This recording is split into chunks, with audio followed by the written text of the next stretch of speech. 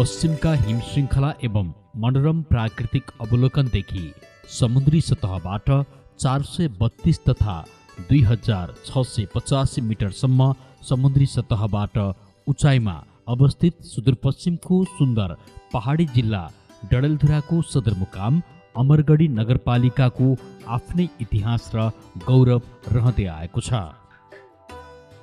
ऐतिहासिक, धार्मिक, सांस्कृतिक, सामाजिक तथा भौगोलिक र पर्यटकीय विशेषता रहेको डडेलधुरा जिल्ला कृषि उपज सम्भावनाका दृष्टिकोणले पनि महत्त्वपूर्ण मात्र नभई उत्पादन र सेवा विस्तारमा पनि पहिचान बन्दै आइरहेको छ। साबिक 5 गाविसलाई समायोजन गरी निर्माण भएको ऐतिहासिक अमरगढी नगरपालिका भित्रका कृषि क्षेत्रहरूमा भएको उल्लेख्य उपलब्धिलाई संरक्षण गर्दै परिवर्तित सन्दर्भमा अमरगढी कृषि शाखा किसानहरूको हक हित तथा आर्थिक अवस्था समुन्नतिका लागि माग अनुसारको कार्यक्रमहरू सञ्चालन गर्दै आइरहेको छ। लामो समयदेखि सक्रिय रहेका अमरगढी नगरपालिका अन्तर्गतका किसानहरूलाई थप व्यावसायिक र नमुना कृषक उत्पादन बनाउन अमरगढी कृषि शाखाले यथोचित प्रयत्नहरू गर्दै उपभोक्ताको माग, आपूर्ति र स्वास्थ्य हित संरक्षणमा पनि त्यत्तिकै ध्यान दिएको छ। ताजा तरकारी, मकै बिउ, आलु बिउ, फलफुल, मह आदि कृषिजन्य उत्पादन र आन्तरिक एवं बाहिर निर्यातको अग्रता यस जिल्लाको विशेष कृषि क्षेत्र हुन्, जसमध्ये 40% हिस्सा अमरगढी नगरपालिका क्षेत्रको मात्रै रहेको छ। वार्षिक करिब 40 करोड भन्दा बढीको कृषि उपज निर्यात हुने डडेलधुरा जिल्ला र अमरगढीका कृषकहरूको आय स्तर वृद्धि मात्र भएको छैन, निर्वाहमुखी जीवनयापन गरिरहेका किसानहरू आत्मनिर्भर भई जीवनशैली पनि उल्लेख्य परिवर्तन भएको छ। करिब 139 वर्ग किलोमिटर क्षेत्रफल, 4778 घरधुरी, 21245 जनसङ्ख्या रहेको यस नगरपालिकाको कृषि शाखाले स्थानीय तह मातहतको जिम्मेवारी अनुसार आवश्यक कृषि विकास तथा सेवा विस्तार र सुविधा प्रवाह समेत गरिरहेको छ। अमरगढी नगरपालिकाले आर्थिक वर्ष 2074-75 कृषि विभागको बजेट समानीकरण अन्तर्गत कृषि प्रचार कार्यक्रमतर्फ रु 27,41,000, आलु तरकारी तथा मसला विकास कार्यक्रमतर्फ रु 2,08,000, बाली विकास कार्यक्रमतर्फ रु 7,75,000, माटो परीक्षण तथा सेवा सुधार कार्यक्रमतर्फ रु 94,000, साना सिँचाइ योजनातर्फ रु 9,67,000, कृषि बजार विकास कार्यक्रमतर्फ रु 2 लाख गरी विभिन्न 6 वटा शीर्षकहरूमा कुल 49,85,000 खर्च गरी वार्षिक बजेट अनुसार कार्य सम्पादन पनि पुरा गरेको छ। अमरगढी नगरपालिकाबाट बहुक्षेत्रीय पोषण कार्यक्रमतर्फ रु 3,85,000, कोल्ड स्टोर लक्षित बिउ आलु उत्पादन कार्यक्रमतर्फ रु 1,21,000, अमरगढी फलफुल वर्षतर्फ रु 6 लाख गरी कुल 90,91,000 कृषितर्फ बजेट अतिरिक्त स्रोत प्राप्त भएको थियो भने प्रधानमन्त्री कृषि आधुनिकीकरण आयोजनाले पनि अमरगढी नगर क्षेत्रभित्र कृषकलाई प्रोत्साहन र सहयोग स्वरूप 30 लाख अनुदान दिएर आलु उत्पादन र सुविधा सम्पन्न शीतगृह निर्माणको औचित्यलाई प्रवर्धन पनि गरेको छ। नेपाल सरकारको लक्ष्य र उद्देश्य प्राप्तिका लागि प्रचलित कानुन, नीति नियम, निर्देशिका, मापदण्ड र कार्यविधि बमोजिम समग्रमा सन्तोषजनक कार्य प्रगति देखिए पनि किसानका विभिन्न माग एवं समस्याहरू अझै पनि पर्याप्त रूपमा सम्बोधन गर्न चुनौती रहेको अमरगढी नगरपालिका डडेलधुराका नगर प्रमुख विश्वेश्वर प्रसाद ओझाको धारणा रहेको छ। नेपाल कृषि प्रधान मुलुक जहाँका अधिकांश जनताहरूको जीवनस्तर कृषिसँग जोडिएको छ। यहाँको जनताको जीवनस्तर माथि उकास्नका लागि, रोजगारीका अवसर सिर्जना गर्नका निमित्त, जनताहरूलाई आत्मनिर्भर बनाउनका निमित्त कृषि क्षेत्रमा पर्याप्त लगानीको खाँचो छ।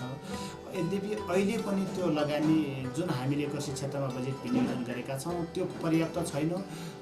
यसले किसानका सम्पूर्ण मागहरू सम्बोधन हुन सक्ने अवस्था छैन। आज पनि युवाहरू कृषि पेसालाई अथवा किसानहरू कृषि पेसालाई एउटा सम्मानित पेसाका रूपमा ग्रहण गर्न नसकेको जस्तो अवस्था मैले महसुस गरेको छु। किनकि यसलाई सबै आम नागरिक अथवा युवाहरूले कृषिमा लाग्ने मान्छेहरू अन्य काम गर्न सक्षम नभएर गर्न लागेका हुन् कि भन्ने जस्तो एउटा कन्सेप्ट विकास भएको छ। तर यो कन्सेप्ट चिर्नु जरुरी छ। जब यो कन्सेप्ट चिर्न सकिन्छ, कृषि भनेको सम्मानित पेसा हो। समग्र मुलुकको आर्थिक सामाजिक रूपान्तरणमा, रोजगारी अवसर सिर्जना गर्ने कुराहरूमा जसरी कृषि क्षेत्रले भूमिका खेल्न सक्छ, यो सम्भावना अरू क्षेत्रबाट छैन। अहिले विकसित मुलुकहरूका कुरा गर्दा पनि यो इजरायलमा झन्डै 3% जनता मात्रै कृषिमा लागेका छन् र त्यहाँको कुल क्षेत्रफलको 15% मात्रै भूमि कृषिमा उपयोग भएको छ। तर मुलुक आत्मनिर्भर छ कृषिमा, उसले निर्यात गर्दैछ भने हाम्रा कृषि चिजवस्तुहरू पनि आयात भइरहेका छन्। यसले गर्दा ठुलो हाम्रो वार्षिक रूपमा धनराशि विदेशिएको छ र यसको सुधार गर्नका लागि खास गरी अमरगढी नगरपालिकामा हामी निर्वाचित भइसके पछाडि केही प्रयासको थालनी गरेका छौँ। यद्यपि यो अहिले नै जनताको चेतना स्तरमा परिणत गर्न सकिने अवस्था होइन, बिस्तारै यसमा प्रयास भइरहेको छ। र अर्कोतिर गत वर्ष हामीले सञ्चालन गरेका कार्यक्रमहरूले केही ठाउँहरूमा प्रभाव देखिएको छ। जस्तै अमरगढी नगरपालिकाको 1 नम्बर वार्ड मालममा गत वर्ष जसरी त्यहाँ तरकारी उत्पादन देखियो, यसले किसानहरू निकै हौसिएका छन्। विगतका दिनहरूमा मकै लाउने बारीहरू सबै काउलीका फ्लडमा कन्भर्ट भएका देखि म पटक त्यो क्षेत्र अध्ययन गर्न रहेछौँ। त्यसै गरी अमरगढी 1 को क्षेत्र, यो अमरगढी 2 अन्तर्गत भेल कुसमाली हुँदै त्यो सेरोफेरो 3 नम्बरसम्म सबै त्यो क्षेत्र, अथवा अमरगढी 9 को ढाडगाउँ पोखरा क्षेत्र विगतदेखि फिन्नेकोट लगायत डोला बनाएर विगतदेखि पनि एउटा खालको कुरा भएका ठाउँमा थप सुधार भएको छ। र किसानहरूलाई हामीले अनुदानका कुराहरूमा 100% अनुदान दिनु हुँदैन भन्ने म धारणा राख्छु। 100% अनुदान दिँदा जहाँनिर जनताको लगानी हुँदैन, त्यो चिजको सदुपयोग हुँदैन, त्यसको सुरक्षा हुँदैन। त्यसकारण अधिकांश बिउ बिजनदेखि उपकरणहरूमा हामीले 50% अनुदान किसानहरूलाई उपलब्ध गराएका थियौँ र वर्षभरिका सम्पूर्ण कार्यक्रमहरूको अध्ययन गरिसके पछाडि यो आर्थिक वर्ष 2075-76लाई फलफुल वर्षका रूपमा मनाउने भनेर अमरगढी नगरपालिकाले झन्डै 11-12 हजार फलफुलका बिरुवा किसानहरूलाई वितरण गरेको छ। त्यसको पनि विस्तृत अध्ययन गरेर किसानका माग सङ्कलन गरेर हाम्रा प्राधिकरणले उहाँहरूको बारी रेखाङ्कन गरेर यसरी गरेको छ। कृषिमा प्रयास भइरहेको छ।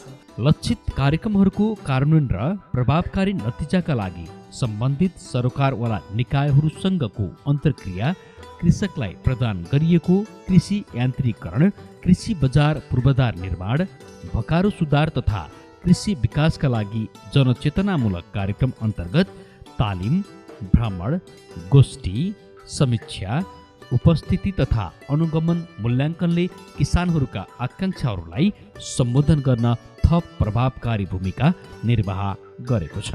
अमरगढी नगरपालिका क्षेत्रमा व्यावसायिक तरकारीको क्षेत्रफल विस्तार, ताजा तरकारीको निर्यात, सुन्तलाजात बगैँचा व्यवस्थापन, अदुवा खेती विस्तार, साना सिँचाइका पूर्वाधार निर्माण, पोली हाउस स्थापना, किवी प्रबन्धन, सार्वजनिक स्थानमा पुष्प प्रदर्शन, कोल्ड स्टोर, लक्षित आलु बिउ उत्पादन आदि प्रमुख उपलब्धि रहेको मान्न सकिन्छ भने जङ्गली जनावरले कृषि बालीमा पुर्याएको क्षतिको राहतका लागि वन मन्त्रालयबाट प्राप्त राहत अनुदानले पनि कृषकहरू उत्साहित भएका छन्। किसानको प्रमुख जीविकोपार्जन तरकारी खेती भएकाले नगर सरकारले उत्पादन किसानको बजार अमरगढी सरकारको भन्ने नीति अवलम्बन गरी कृषि विकासको दूरदृष्टि अवधारणामा यस क्षेत्रका सम्भावनालाई एकीकृत रूपमा विकास र विस्तार गरी 7 पहाडी जिल्लाको सङ्गम बिन्दु तथा चौतर्फी राष्ट्रिय राजमार्गले जोडिएको उर्वर भूगोल र कृषिप्रतिको किसानको बढ्दो रुचिलाई आगामी दिनहरूमा स्थानीय प्रदेश र सङ्घीय सरकारहरूले थप उपलब्धिमूलक कार्यक्रमहरू सञ्चालन गर्नुपर्ने अपरिहार्यता देखिएको छ।